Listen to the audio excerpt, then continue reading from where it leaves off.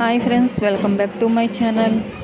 మన ఆంధ్రప్రదేశ్లో ప్రసిద్ధ గ్రామ దేవతలలో ఒకరైన కాండ్రకోట నూకాలమ్మ వారి ఎంతో పవిత్రమైన శక్తి స్వరూపిణి.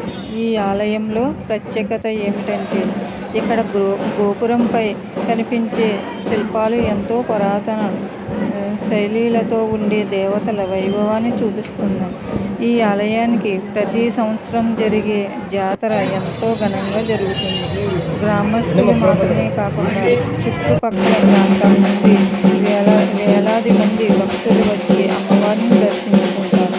ముఖ్యంగా అమ్మవారిని గ్రామ రక్షణ దేవతగా భావించి తమ కుటుంబ సుఖశాంతుల కోసం ప్రార్థనలు చేస్తారు. ఈ ఆలయంలో ప్రత్యేకంగా జరిగే పూజలు, బోనాలు మరియు జాతర సమయంలో కనిపించే సంబరాలు చూడదగినవిగా ఉంటాయి. భక్తులు తమ కోరికలను తీర్చుకున్న తర్వాత తిరిగి వచ్చి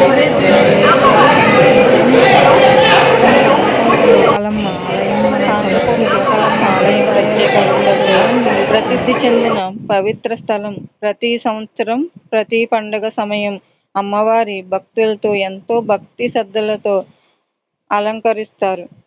అయితే మొన్న ఆదివారం జరిగే అలంకరణ మరింత ప్రత్యేకంగా ఉంటుంది. ఆ రోజు అమ్మవారు సంపూర్ణంగా కూరగాయలతో అలంకరించడం జరిగింది. టమోటాలు, వంకాయలు, మిరపకాయలు, గుమ్మడికాయలు, క్యారెట్ వంటి వివిధ రకాల కూరగాయలతో అమ్మవారిని విగ్రహాన్ని అందంగా అలంకరించారు. ఈ అలంకరణ చూసి భక్తులు ఆశ్చర్యపోయారు. భక్తి భావంతో నిండిపోయారు.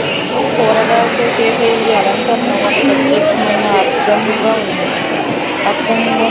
ఇది ప్రకృతి కృతజ్ఞతగా రైతుల కష్టం పట్ల గౌరవం నిర్వహించే ఒక సంప్రదాయం.